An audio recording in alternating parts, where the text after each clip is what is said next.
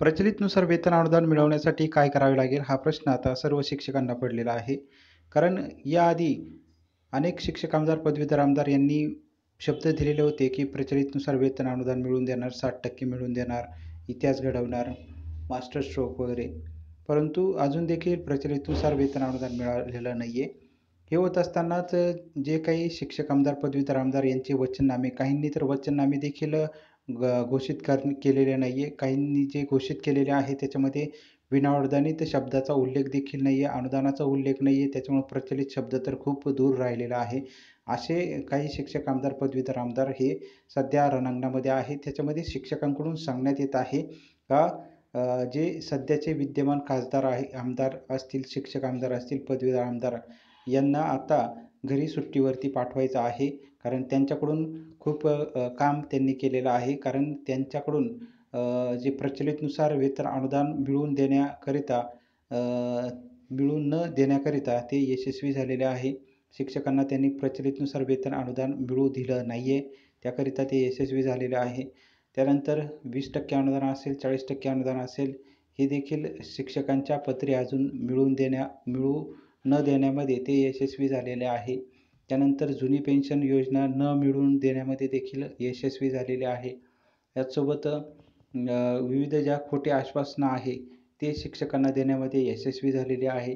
असे सर्व जे भाग आहे यांच्यामध्ये हे सर्व जे काही विद्यमान शिक्षक आमदार यांना घरी पाठवा असा देखील नारा आता शिक्षकांकडून देण्यात आलेला आहे. कारण त्यांच्याकडून कुठल्या पद्धतीचं काम जे आहे ते शिक्षकांच्या दृष्टीने झालेलं नाही आहे आणि त्याच्यामुळं पुन्हा जर हे निवडून आले तर पुन्हा 5 वर्ष 20% अनुदानावरतीच बोळवण जी आहे ती केली जाऊ शकते.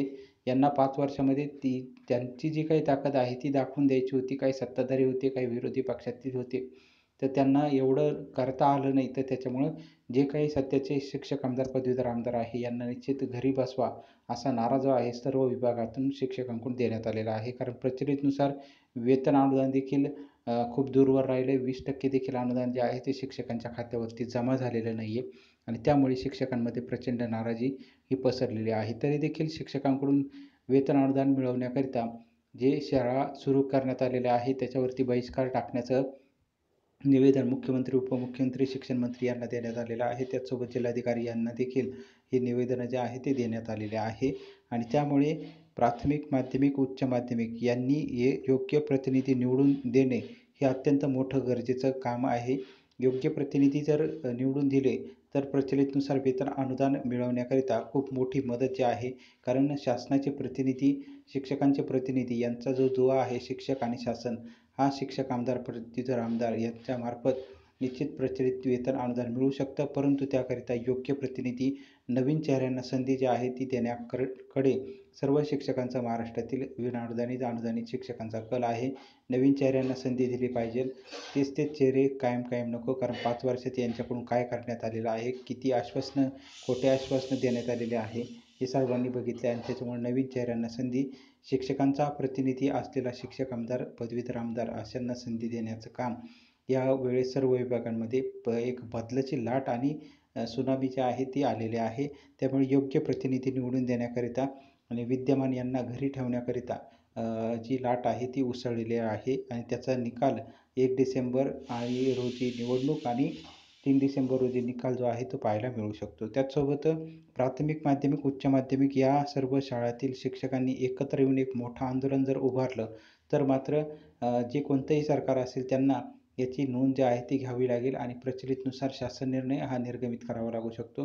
त्यामध्ये प्रामुख्याने 10वी आणि 12वीचे जेव्हा बोर्डाच्या परीक्षा असतात त्यावेळेस जर मोठं उग्र आंदोलन जर उभारलं तर त्यावेळेस शासनाला झुकतं हे करावं लागू शकतं आणि शिक्षकांच्या बाजूने झुकतं माप जे आहे ते द्यावं लागू शकतं. कारण शिक्षक 20 वर्षापासून आंदोलन करत आहे. अजून देखील शिक्षकांच्या पदरी निराशाच पडलेली आहे. सर्व शिक्षकांना शासनाकडून फक्त गाजर दाखवण्याचं काम केलं जातं. ह्या महिन्यात काम होणार आहे, पुढच्या महिन्यात काम होणार आहे, आत्ता शासन निर्णय निर्गमित होणार आहे, आर्थिक तरतूद करण्यात आलेली आहे, याला भेटलं, या मंत्र्यांनी अमकं केलं, त्या मंत्र्यांनी धमकं केलेलं आहे, असं फक्त पॉझिटिव्ह गोष्टी ज्या आहेत त्या फक्त शिक्षक आमदार, पदवीधर आमदार यांच्याकडून शिक्षकांना सांगण्यात आलेल्या होत्या. आज इतिहास घडेल, उद्या इतिहास घडेल. त्याच्यानंतर मास्टर स्ट्रोक ह्या होणार आहे.